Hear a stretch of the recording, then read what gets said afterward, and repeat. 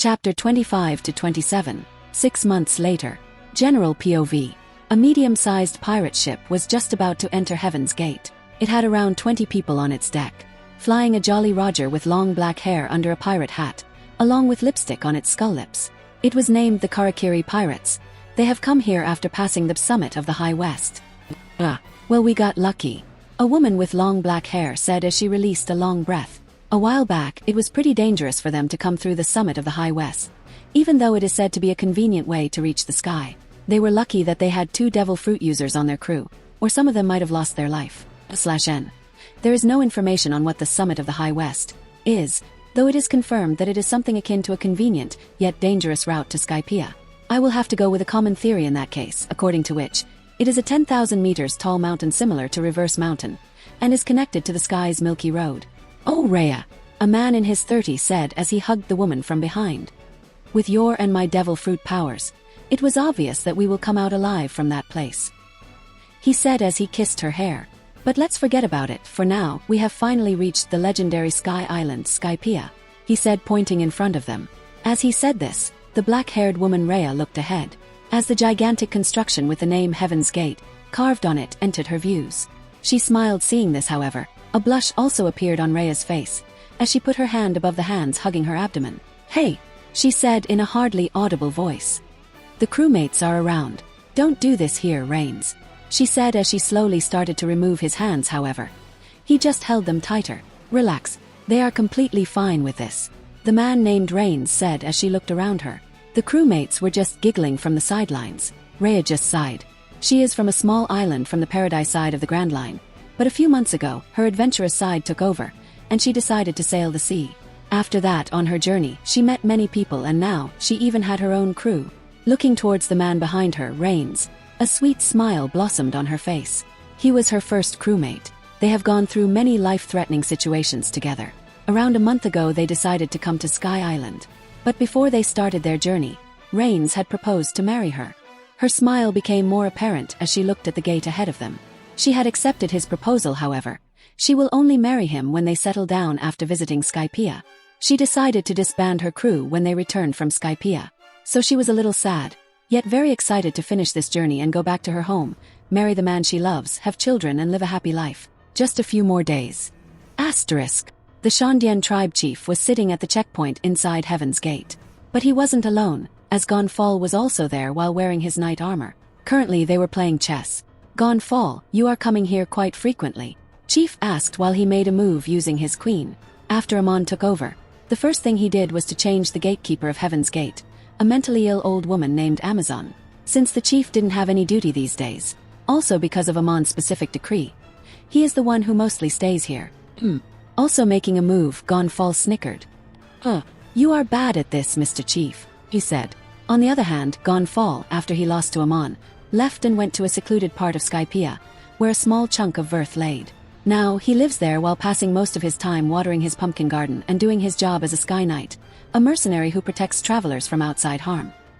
He chose this job thinking that the Shandians will continue their attacks on random Blue Sea visitors. However, in the past year he hasn't found a single case of the Shandians attacking outsiders.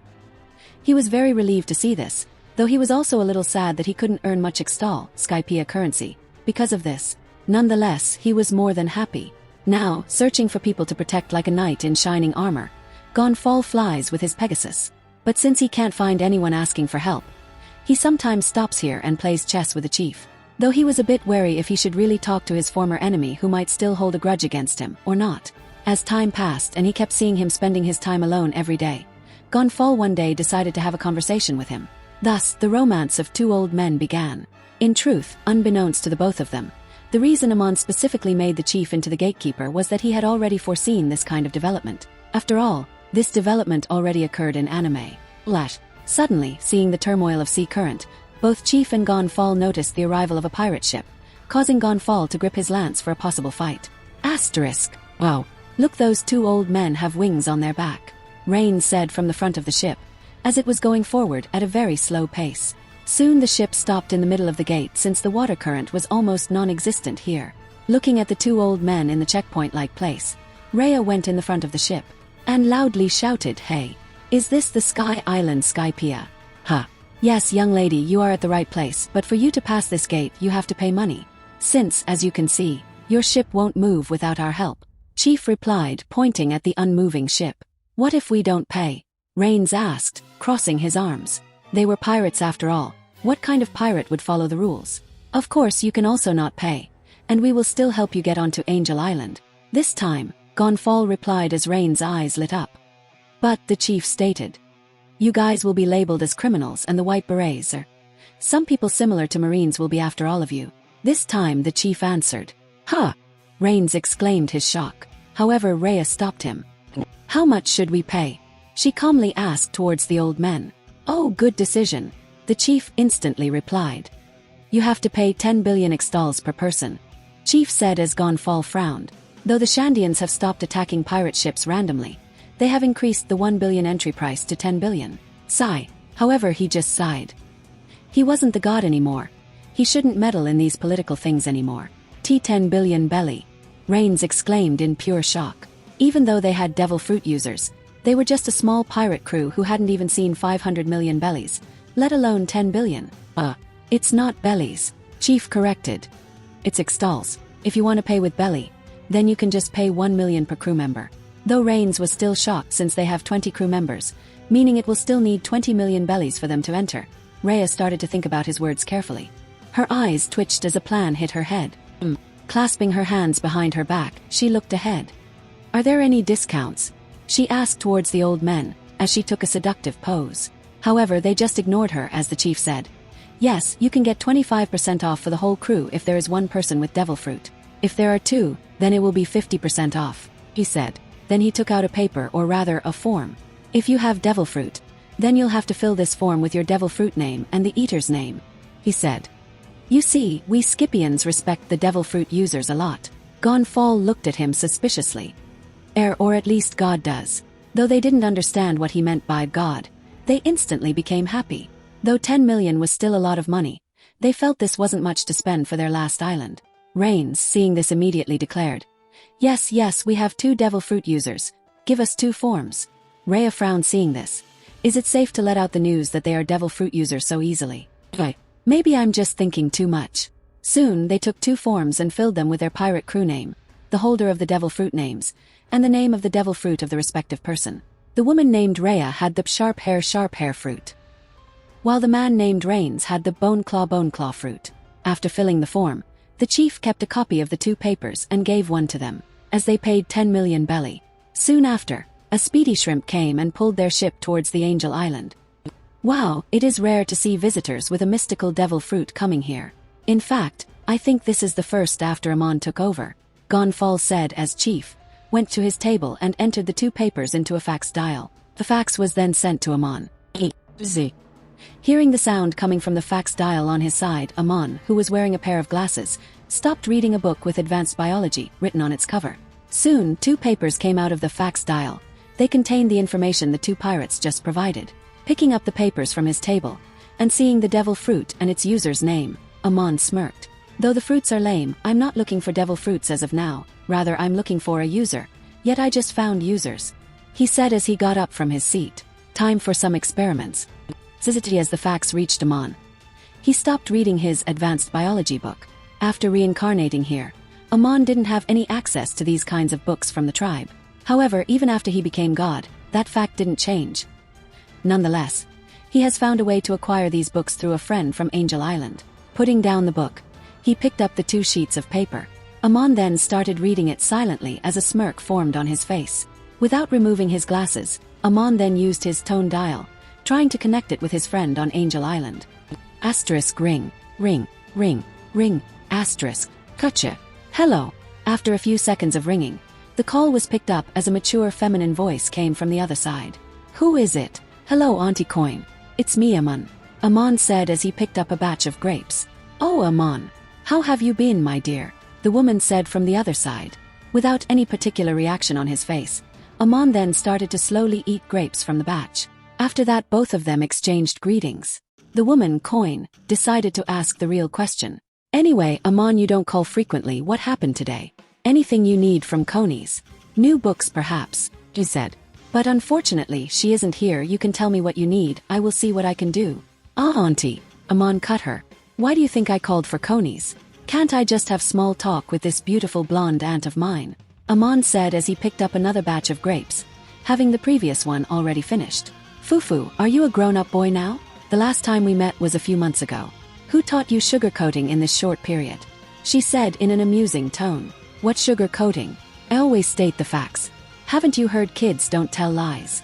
Hearing him, the woman just laughed. Around a year ago, when he was newly selected as God, Amon went to Angel Island to fetch some medical books in disguise. There he met the Skypiea Ark's important figure, Conies, also her father Pagaya, and her mom Coin, the one he's talking to now. He didn't recall Conies having a mother, so she was most likely dead by the time of canon. Thinking if his presence had caused any changes or not, he decided to keep an eye on Coin that day. However, he didn't need to wait much as a few hours later on that same day. A few pirates took her hostage as they hadn't paid the entry fee and were labeled as criminals, causing them to be chased by the White Berets. As even after the god changed, the White Berets still worked under the current god, meaning Amon. Preventing things from getting messy, Amon was already there, so he didn't mind using this chance to show off his heroism. So he went ahead and beat up the criminals, saving the life of Coin in the process. He didn't reveal that he was the current god for specific reasons which will help him in the future. Despite this, him being Shandian was revealed. Seeing him risking his life for a random Scipion, the Scipions' view on Shandia changed quite significantly after that. For a year already, Amon has been talking with them using a tone dial, and frequents their place when he needs books. Naturally, his relationship with Conies' family became close. Their relationship with Shandia as a whole improved as well. Anyway, how has your health been up to? He asked. Want me, the doctor, to visit? Well, it's alright. Just say what you want. I'm not a child who will be fooled by your sugary words, she said from the other side, even though she was enjoying the praises. Alright, I'll be direct, Amon said, making her a little disappointed. You see, I was a little worried about you since a pirate ship has come to Skypiea again. Just wanted to warn you to stay safe, since I might not be able to save you this time, Amon said out of goodwill, as her previous disappointment vanished in thin air, and a smile involuntarily blossomed on Coin's face. Oh, that's so sweet of you, he said. Well, anything else? Flipping on her back on the bed, she asked. Oh yes, if you happen to meet them, can you warn them about not stepping on the upper yard? The god is quite pissed these days, so not only will they lose their life, even I will go through harsh times. For a specific reason that I can't tell you, Amon said. If they don't listen, then warn them about the gold monster. The monster that attracts people using their greed. If you do so, they will definitely stay out of the upper yard, Amon said using the Uno reverse card. Ha, alright.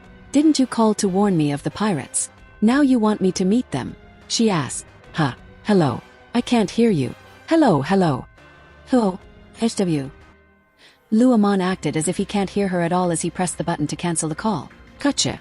That kid. Was he lying? Say whatever. He saved my life once, maybe if the god is pissed as he said, he might have to go through punishment. I will do him a favor this time. Even though the call was cut, he was still able to hear her words. After all, Amon had all the tone dial on Angel Island tapped. Asterisk. A few hours later, night time. Stealing a small boat, 2 people, or more specifically, 1 male and 1 female went to the upper yard through the Milky Road. As the boat was now in the middle of the upper yard forest, the female opened her mouth. Rains, is this a good idea? Here in this place, people don't even know what rubber is, so they not knowing and valuing gold is also normal, he said as he nodded to himself. Well, your words do have a point, the woman named Rhea replied. However, we decided to settle down after this journey, so is it a good idea to steal? She asked. Ha, Rhea, you are only 21, so you still don't know the value of life. Rains laughed out loud, however. He quickly suppressed himself as this might alarm the nearby creatures. Anyway, Rhea, what I'm trying to say is, our children who will be born in the future, they will need money to grow up, money so that they don't grow into pirates and criminals like us, he said and stayed silent for the next 20 seconds. Besides, we already know that these people don't value gold, so instead of them keeping all of it by themselves without any use, we should rather use it to improve our lives, right? Rhea nodded her head hearing him. Though her sailing out in the sea is mostly because of adventure, poverty also played a role. She doesn't want her children to suffer like her. She also didn't bring the other crewmates here, since the moment they stepped on the upper yard, they were labeled as criminals. They will run away after this. They didn't want their crewmates to also keep running for their life at the end too. Yes, it's because we didn't want them to risk their life. Yes, It didn't matter how much denial they were in truth, they were just greedy. Heh! Humans and their greed. Amon, who was in a tree near the small boat, said as he looked down. His observation hockey wasn't like Enel's, who could read literal thoughts. However, it is powerful enough to feel other people's emotions more than what Fishman Queen Otoheim could. Then pulling out a tribal blowgun, he filled it with a sharpened spike, the spike being dripped with a very special type of chemical. Then pointing it towards Rains, he positioned it in his mouth. The spike went out, but it didn't stab the target, rather, it just scratched his skin. But that was enough for Amon. Rains, what happened? Rhea asked worriedly. Don't worry. Probably a bug bite, Rains said as Rhea nodded. A few minutes passed as Rains stopped talking. Worried, Rhea looked back. However, she suddenly felt two hands hugging her tightly. Rains, what happened to you? She asked, shocked as she felt a long tongue licking her nape. I feel strange, he said in a gruff and shaky voice. Let's do it, Rains said from behind while breathing profusely. Here. Rains, are you out of your mind? Rhea refuted as she looked back towards Rains. But seeing his face, her eyes almost popped out. No, he didn't change into a werewolf or anything, or at least not a full one. Currently, Rains had large fangs along with large nails, with his skin slowly turning black. Kaya! She screamed, and before she could think any longer, a green gas enveloped the place, as she and Rains lost their consciousness. And soon, a small structured boy wearing a tribal mask jumped on the boat. Well, the chemical work, kind of. But it made the dude horny, he said. Is that a good thing or a bad thing? The tribesman, or rather Amon, said, looking at the unconscious duo. Well, anyway, time for the real thing to begin. After making the duo unconscious, he looked towards them. According to the forms, the woman possesses the hair fruit and the dude has the claw fruit. Amon said, looking at the forms on his hand. It even had a photo of both people attached on it. Well, makes sense. Thinking this, Amon sat on the boat and directed it towards the upper yard's sacrificial altar. Soon enough, he reached the spot of the sacrificial altar, the place where Going Mary was stuck during the Skypea arc. Without wasting any time, Amon hid the boat nearby and then took the pirate duo inside, or more specifically, under the altar. This is a place only accessible by a hidden door, which Amon encountered after searching for a few days. Previously in the altar, the room was vacant. However, now it was filled with all kinds of torture materials, shackles, and many different kinds of fruits. The fruits were fresh, as Amon had picked them up just around an hour earlier. Soon after, he shackled the duo opposite to each other on two different walls. The shackles also weren't any ordinary ones, as they both of them were made of sea stone. Like that time with the Jumble Pirates, Amon keeps an eye out for sea stones. In a lucky encounter a few months ago, Amon bought 3 shackles made of sea prism stone from a merchant ship which was in the sky for sightseeing, not before using a tremendous amount of cash obviously, just so he could use them in this type of situation. Unfortunately, he only got 3 of them. A few minutes later, Amon was inside the basement. It was a single room with a heavy door made of gold. Amon was sitting in a chair that was leaning against the wall, while he was also resting his chin on his left hand, with his elbow placed on a table filled with fruits that were on his left side. A few minutes ago, he had used the antidote on the duo, so they would soon wake up. Currently, Amon was thinking of something interesting. I found something fascinating in an underground hall of this island. It's quite futuristic for a tribe. Shaking away all the thought, Amon then moved on to the 2 prisoners. A few minutes later, Rhea was the first one to open her eyes. She was surprised seeing around her. You are up. Childish voice sounded out. Rhea looked in that direction. Her expression was surprising at first, but soon it took the form of anger. What is the meaning of this? He shouted. Kid, who are you? The woman, Rhea, tried to jump at Amon. She swung her arms. Ja. It took a few seconds for her to realize that both of her hands were shackled. Huh! Releasing a confused yelp, she looked at her hands and then moved her eyes around the room. There were knives, chainsaws, and sundials that she couldn't recognize, but strangely there were also many kinds of different foods, most of them of which she doesn't even know the name of. Where is this? Well, first of all, who are you? Rhea asked, frightened. Where is Rains? All right, woman, calm down, Amon said while sitting in the chair. You have broken the law by trespassing the upper yard, the land of God, he said as he lifted and picked some papers from the table. These were the statement paper towards her. Normally for this crime you guys would just have been put in jail and become a slave of God for only 5 years or so. These years, you all would have helped the Shandians reconstructing the upper yard. However, Amon then picked up the 2 forms that the duo filled earlier that day. You 2 are unlucky, no. You two are lucky that you have been chosen as experiment material because of being devil fruit users. Rhea just looked towards him, dumbfounded. They were chosen as experiment subjects. It was then when she understood what that old guy meant by, "The god values devil fruit users like you too." She felt her veins popping up. "What bullshit are you spouting, kid?" The woman shouted, all to Amon's displeasure. She tried to free herself using her strength, but she realized these were sea prism stones, stopping her from exerting any strength. "Calm down," Amon whispered. "This is not a place where you shout." So, was God's plan to capture them from the beginning? Did they step into an already existing trap set by God? What was God? According to her knowledge, God was a divine being. So why would God do experiments with mere mortals? Shit, Rhea cursed inwardly. So all the talk about gold was a trap. Did that blonde woman deliberately lie to us? No, first, does God really exist? Rhea asked herself. Though it didn't take her much time to understand, this was a scam. God was just a name at this place. However, it's true that a god, matters not if real or not, has caught her here. While thinking, her gaze fell on the wall opposite to her. Her eyes instantly arched up, seeing the person in front of her. In that wall, just like her soon-to-be husband, Rains, was shackled too, still unconscious. The dude has a weak body for someone who needs to fight hand-to-hand. Amon assumed someone with claw fruit must be a direct fighter. Meanwhile, Rhea was unable to hear any of his words. Her head was spinning. She wanted to scream, but she felt that would only hurt her own throat. No, that won't do any good. Then, clenching her teeth, she started to think. I have to find a way to escape with Rains. She looked towards Amon. Though he was able to catch us off guard, he is just a kid in the end. We should be able to trick him. Seeing her staring at him, Amon released a sweet smile. Rhea's body flinched. Damn it, there is something wrong with this kid, she thought. Shit. But no matter what, even if I'm not able to escape, I have to let Rains out. She looked at the shackles holding her down. I can't use my devil fruit powers. So this must be a sea stone shackle. She glanced at her shackles. From what she researched, she could recognize that the shackles were indeed sea stone from just their looks. Though her pirate crew wasn't that strong compared to Grand Line standards, she did possess more than decent knowledge about the sea. That's why she was able to survive till now. Want an apple? Suddenly Amon asked as he reached out an apple. Rhea frowned. She was being shackled down. How could she accept that?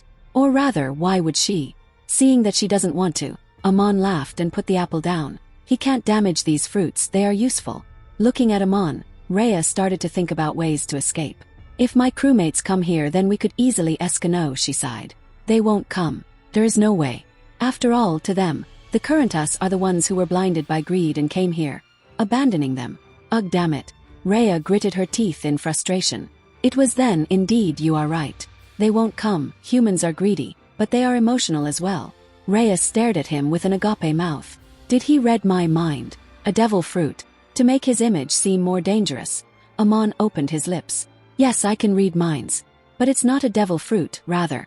It's a power only God possesses, Amon said as he crossed his legs. His words sounded completely truthful, just like a professional liar. And just like he wanted, Rhea gulped in fear. This will help him make things smooth. His words weren't completely false as well, as although he couldn't read minds, he could still feel the emotions of his target. Yet, those emotions are so accurate that it could be compared to a love parameter from dating sim games. It was then. Arg. Suddenly, hearing a grunt, Amon looked behind him. The other guy, Rains, was also slowly opening his eyes. You are finally up. Amon then stretched a little. He has been sitting in the chair for too long. Now we can finally start with the important thing. Saying this, Amon picked up more paper sheets from the table. He didn't want to waste more time talking with the dude. Anyway, now answer the questions. Picking up an empty paper, Amon said. However, the newly awake Rains didn't pay any attention to his words. Where? Rains exclaimed his surprise as he looked at his surroundings, when his eyes met the chest-naked Rhea. His head throbbed with pain. Rhea, what happened to you? Calm down, dude, Amon said in a cold voice from beside. I don't have much time to waste, or the people will start searching for me. Amon opened the drawer of the table and pulled out a shining metallic object. Huh? Who are you, kid? Bang. It was a gun. Shut the fuck up. Can't you understand simple words? Amon yelled as he shot his revolver just beside Rains' head. You are not supposed to talk unless I say so. Amon glared at Rains. Next time the bullet won't miss. Gulp. Both of the prisoners gulped in fright. Putting the gun down on the table, and picking up the forms that they filled. Amon stroked his hair. All right. He then pointed towards the woman. Your name is Rhea, right? Rhea gulped again and nodded her head. And your devil fruit is sharp hair fruit. Rhea froze for a second. What? Amon sensed her confused state and assumed it was because he knew what fruit she ate. Soon Rhea nodded again. He then looked at the man. And your name is Rains, the holder of bone claw fruit? Rains couldn't hear what he said clearly. His ear was still unable to hear after the bullet hit the side on his head. But after Rhea's gesture, he also nodded. Amon just ignored their gesture. He knew the man couldn't hear much right now. Amon looked at the paper for a few seconds. Both of you are members of Karakiri pirates. Oh, the woman is actually the captain. Man, you betrayed your whole crew. While Rhea looked down in shame, Amon put down the paper. A short silence enveloped that place. Amon didn't move, nor did the other two. Finally, Rhea opened her mouth with sweat dripping her cheeks. Hey little guy, what do you want? Is it something childish like blue seafoods? Rhea asked, since Rains might get hurt if he speaks. Or is it money? Money. Ignoring her first question, Amon continued. Money is my all-time favorite. But not today, Mississippi. The two of you two will grant me something more important. He said as he rested his chin in his hand. It's knowledge and experience. You see, knowledge is power. Rains frowned hearing him. All right. And why did you capture us for the dash? Again. Bang. You bastard. Rains. Both of the prisoners screamed. Again Amon shot his gun. This time it wasn't a bluff, as Rains' thighs got penetrated. Oops. Amon covered his mouth in fake fright. Not my fault. I told you not to talk. Your voice is trash. Amon removed his hand and shook his head. Acting like this isn't fun. A few minutes had passed, and the duo was pretty submissive now. After all, why won't they? They were being threatened by constant gunshots, as now Rains had one more bullet wound. So, some last questions. Amon has asked them many questions already. He then looked at Rhea as he leaned in his chair. What fruit did your devil fruit look like? Finally coming to the important part, Amon's eyes went serious. Rhea frowned. Why dash, not letting her finish the words. Amon just pointed his gun towards her head with a cold expression on his face. I thought you were smart, he said. Can't you see, I'm the one asking questions here?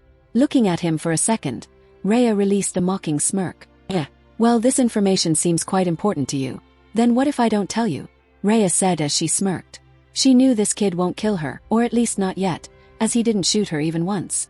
I know I will die sooner or later. If that's the case, why would I help my enemy dash? Before she could finish her words, Amon shifted his gun towards Rains. As Rhea's calm and calculating face froze. If the woman is fearless, then poke at her sore spot. Without waiting for anything, he fired the gun. Bang! Aha! His bullet hit Rains in the shoulder, as he screamed in pure pain. No, not Rains. Screaming, Rhea tried to jump up, but she was still unable to. You are fearless, like someone who fights hand to hand. There is something fishy here. After a few seconds, Amon just shook his head. Meanwhile, Rhea looked at him with pure anger.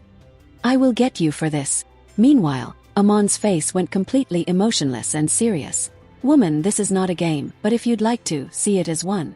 If you see it as a game, you are the mob monsters and I'm the game master, out of your reach, he said in a cold voice. Answer my questions smoothly, and I will prepare a painless death for both of you. After that, you can roleplay Romeo and Juliet in hell all you want. It doesn't matter that in this situation, Amon is the villain. But after the two's death, they would go to hell. They are not pure cherry blossoms, not at all. Rhea bit her lips hard as blood from the lips and tears from the eyes started to fall. A few minutes passed. So, the woman's fruit looked like a pineapple and the dude's looked like an artonicat.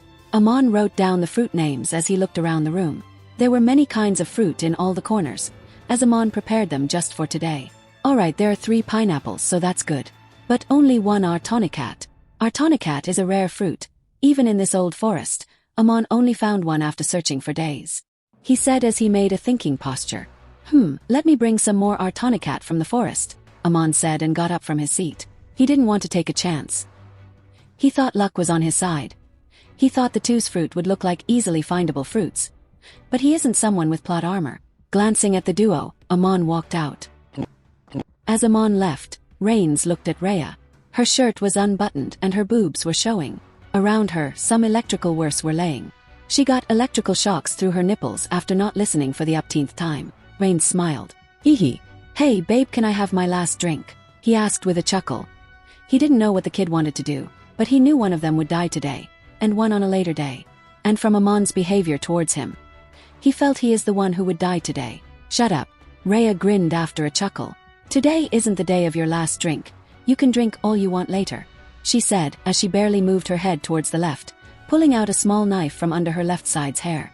Biting it with her teeth, she threw it towards Rains as he caught it with his own mouth with wide eyes. With a grin in her mouth and a cut around her lips from the knife, Rhea continued, "You didn't hear it. He thinks I have the hair fruit and you had the claw fruit." As Rains heard this, his eyes grew. "You were right, it was suspicious." She recalled what Rains said to her when the chief asked about their fruits. She then pointed her chin towards his shackles. "While both of my chain shackles are sea shackles, he only shackled you with one normal and one sea cuff," she said with a smirk. "He probably didn't have enough shackles, so he put the most dangerous with most protections." She was right.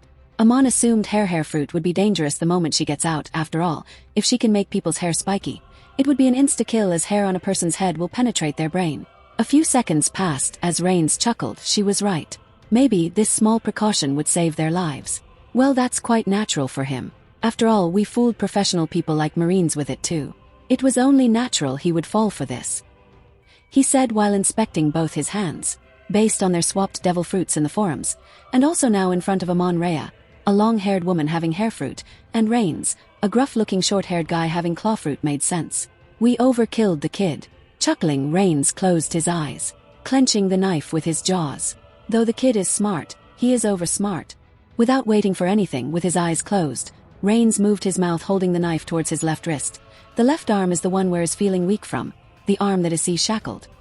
He didn't mind cutting one wrist for her and his life. It was painful, but he will do it. For both of their sake. If only the chief didn't laze around and asked for a demonstration of their fruit like Amon had said. Asterisk. After an hour of quick search, it was already dawn. Currently, Amon was walking towards the altar. He had a bag filled with artonicat fruit. He stumbled upon a parasite tree which grew in another big ancient tree. The parasite tree was filled with this fruit. Today he was going to test the devil fruit reincarnation theory. Though it was already proven in the show, he still had many factors that he was unaware of. Like would the fruit only reincarnate in the closest fruit? While walking, he soon reached the secret door.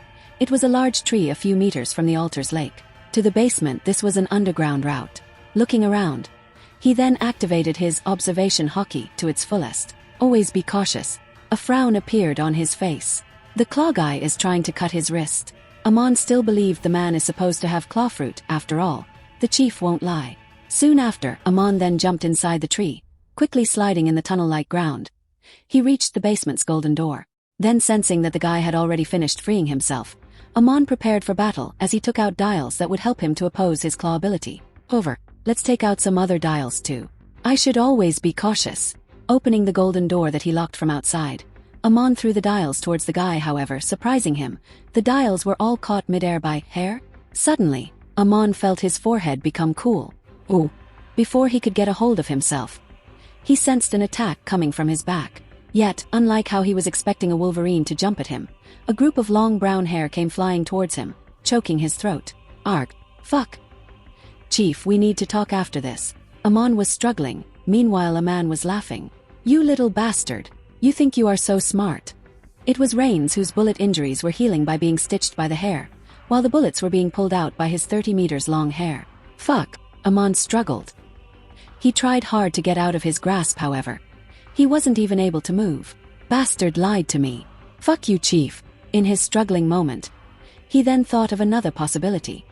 Or they swapped each other's fruit names and wrote it into each other's form. But why didn't the chief ask for a demonstration? Amon thought as his body lacked oxygen. And this is no spike hair. This is hair manipulation. A nerfed Doflamingo. Without any other way, he used Tekai to harden his body, especially his throat.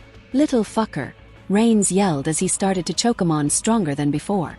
"You won't be able to get out even if you struggle. Not only can I control hair, but I can also make them iron hard."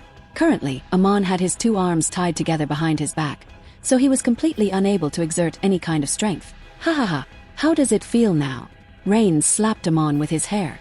"Fuck fuck fuck fuck fuck." Meanwhile, Amon could only curse in pain. However, even that was soon to come to an end. As a few minutes passed, while the dude was not attacking him in any other ways than choking, he wanted to give Amon a painful and long death. The space around Amon became dizzy, as his breathing became unstable. His cked was also giving up as his senses were perishing. Fuck, foo, ff. I'm going through near-death experience. For the third time, the world went dark, and he was feeling the same warmth of darkness that he once felt.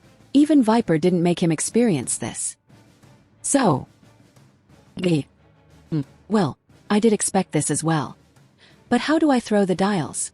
In the end, he barely flicked the dial he had in his hands. His hands broke from the pressure. A light brought him on back from his dark world. In the end, this was not bad. I gained things that I didn't experience. But I'm not gonna let this happen ever again.